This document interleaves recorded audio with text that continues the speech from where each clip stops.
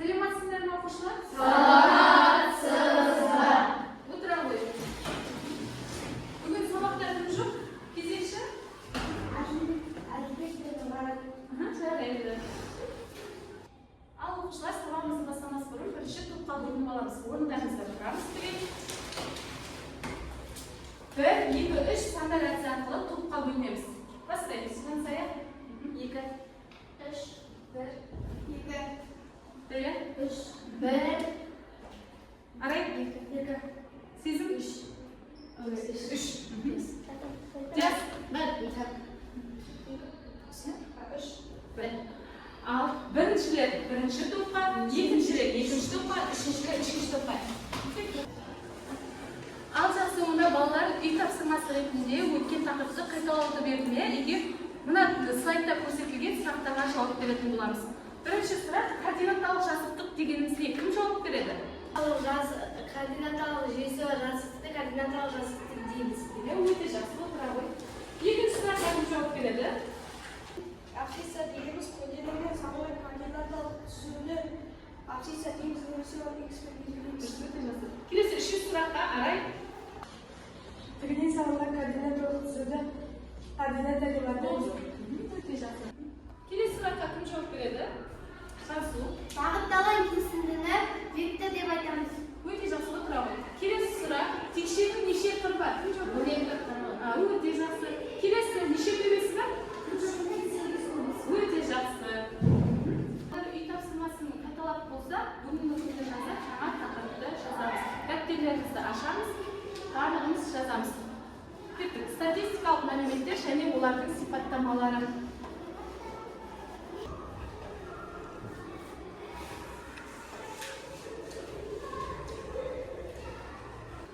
Бүгін өтетін тақырыбымыз статистикалық мәліметтер және олардың сипаттамалары. Бүгін біз арифметикалық орта, мода, медиана, өзгеріс ауқымы, ең үлкен мән, ең кіші мән деген ұғымдармен таныстыратын боламыз. Жарай ма? Енді қазір мен тақтаға бір-екі мысал жазайын. Солардың бірінші арифметикалық ортасын, модасын, медианасын, өзгеріс ауқымын барлығын жеке-жеке табатын боламыз. Жақсы ма оқушылар? Олар бірінші арифметикалық ортаны қарастырайық. Бірнеше санның арифметикалық ортасы дегеніміз олардың қосындысының мәнін осы сандардың санына бөлгенде шыққандағы бөліндінің мәнін айтады екенбіз. Тақтаға назар аударамыз. Мен тақтаға мысал жазып қойдым. Түнде, кешқұрым, тақтадағы мысалға назар аударамыз. 0 градус, 2 градус, 7 градус, 5 градус шамалар берілген. Бірінші осылардың арифметикалық ортасын табуымыз керек. Арифметикалық ортаны қалай табамыз? Мен жаңа айттым, осы сандарды түгел қосып, қанша сан бар, сол санға бөлеміз дедік. Кеттік, 0 градус қосу, 2 градус қосу, 7 градус қосу, 5 градус. Осыларды қосып, неше сан бар, соған бөлеміз. Неше сан бар санаймыз? 1, 2, 3, 4 сан бар. Яғни нешеге бөлем деген сөз, балдар бөлемге бөлем деген сөз. Түгел қосамын, неше болады? 9, 14 болады. Ол нешеге бөлемін балдар? 4-ге бөлем. Екеуі де 2-ге қысқарады. Мынаған 7-ден келеді, мынаған 2-ден келеді. 7-нің жартысы неше болады деген сөз? 3/5-ге тең. Сонда бұл есептегі арифметикалық ортасы 3/5-ге тең деген сөз. Енді осы жерден ең үлкен мән, ең кіші мән деген ұғым бар. Берілген сандар қатарында ең үлкен мәнді біздің есепте қайсысы болады? Ең үлкен мән қайсысы болады? 7. Біздің жағдайда 7 градус ең үлкен мән болып табылады. Ал ең кіші мән 0 градус, әрине ол 0 градус ең кіші мән болады. Мына берілген сандар қатарындағы арифметикалық ортасы 3/5-ға тең, ең үлкен мәні 7 градусқа тең, ең кіші мәні 0 градусқа тең деген сөз екен.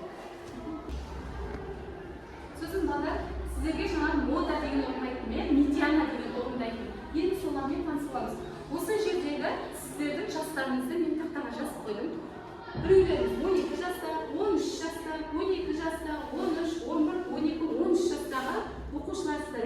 Енді осы жерде моданы табуды үйретеді. Мода деп отырғаным, мына берілген сандар қатарында ең жиі қолданылатын, яғни ең жиі кездесетін санды мода деп атаймыз. Бізде қай сан ең жиі кездесіп тұр? Қандай сан? Ең жиі кездесіп тұрған сан 10. Яғни бұл берілген сандар қатарындағы модасы нешеге тең деген сөз? 13'e тең деген сөз. Міне 13'e тең деген сөз. Ал медиананы қалай табады? Медиананы табу үшін мына берген сандар қатары өсу немесе кему ретінде тұратын болса, қақ ортасындағы тұрған санды медиана деп қарастырамыз. Медиананы бірінші не ретінде жасалған балдар? Өсу немесе кему ретінде жасалған. Кеттік, бірінші ең кіші сан не деп басталады? 11. Сосын 12 неше рет кездесіп тұр балдар? 3 рет кездесіп тұр. Демек оны неше рет жазамыз дегенде 3 рет жазамыз. Ал содан кейін 13 неше рет кездесіп тұр? 3 рет кездесіп тұр. Басқа сандар ма? Болғаны. Енді осы жерде медианасын табамыз деген сөз қақ ортасындағы санды аламыз. Қақ ортасындағы сан қайсысы балдар? 12. Біздің жағдайымызда медиана неше рет тең деген сөз? 12 рет тең. Мына берілген сандардың қатары тақ болып тұр ма? Жұп болып тұр ма? Неше сан бар? 7 сан бар. Тақ қой. 7-де тұрған тақ. Тақ болса қақ ортасындағы санды аламыз. Ал жұп болған жағдайда мына жерде 13 деген сан болмасын. Мысалы алып тастадым. 13 деген сан жоқ. Бізде неше сан бар мына жерде балдар? 6 сан болып. Мұнда қалай табамыз біз медиананы? Қақ ортасына 2 санды қосып, оның несін табамыз? Арифметикалық ортасын табамыз. Яғни 12-ге 12-ні қоса 24-ті неше сан болды мына 2 сан? 2-ге бөлемін. 24-тің жартысы неше деген сөз? 12. Сонда 24-тің жартысы 12, яғни 2-ге бөлсек 12 шығады. Медиана неше тең деген сөз? Ол кезде 12-ге шығып тұр, иә?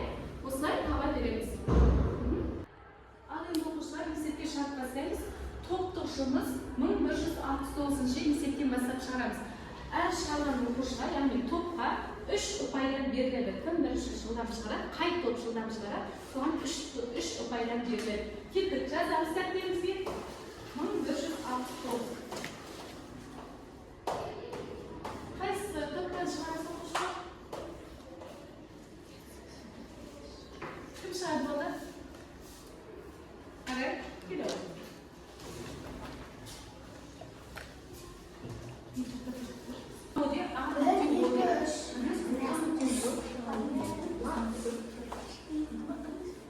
Арифметикалық ортасын қалай табамыз? Қосы қанша сан бар? Соған бөлеміз.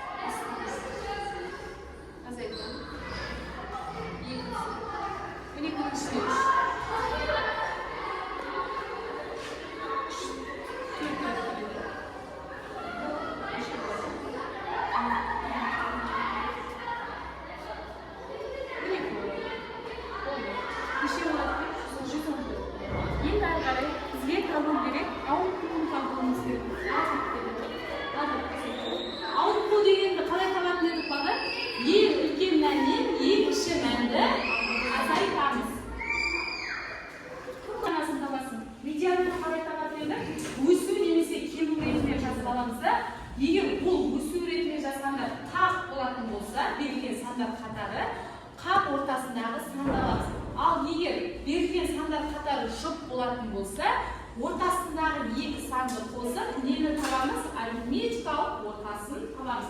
Өсу ретінде жазғала ғой. Ең кіші сан қайсысы? 107. Содан кейін 113. Содан кейін ал егер мына берген сандар қатар тақ па шық па тақ болса тағы ортасына салшы 3 соңғы шығады отыра ғой өте жақсы бұл тапсырмаға 5 ұпайдан беріледі бұл енді бір кішкентай машина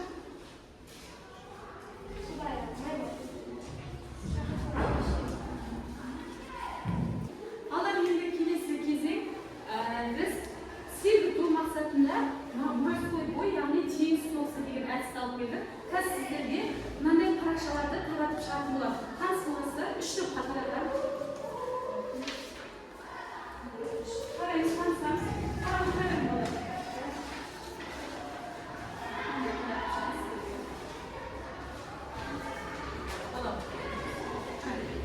бұл ойынның шартын түсіндіресің бұл ойынның шарты мынандай балалар қазір слайдта міне мына сызба көрсетілген әр қатар бойынша шығарысатын боламыз жақсы ма балалар бірінші қатарда мысалы бетсулар таңдайсыз әрбірді таңдайтын болсаңыз сізге қазір мен ашамын бұл қияшықты ашамын сізге түседі мынандай түседі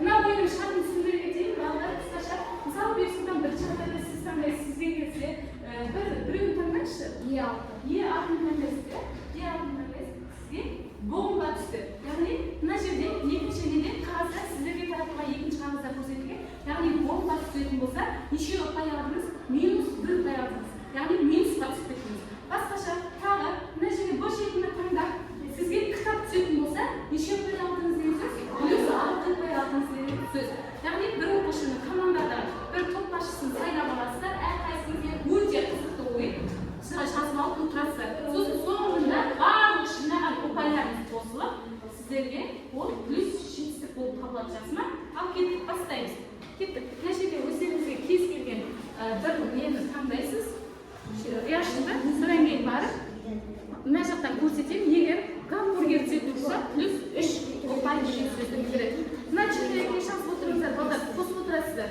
ал кеттік бастаймыз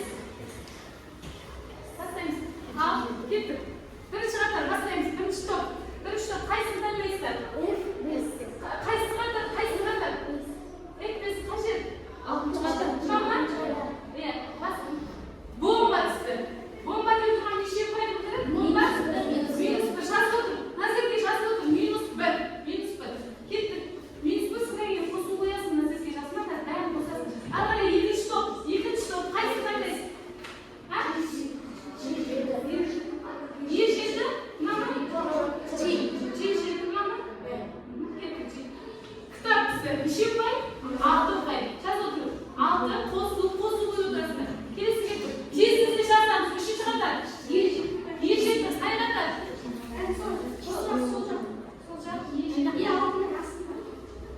мама доллар неше ұпай жазып отыр жаз плюс 5 жаз 5 қой 5 кітап түсті молодцы өте жақсы 6 ұпай дұрыс қай қатар нота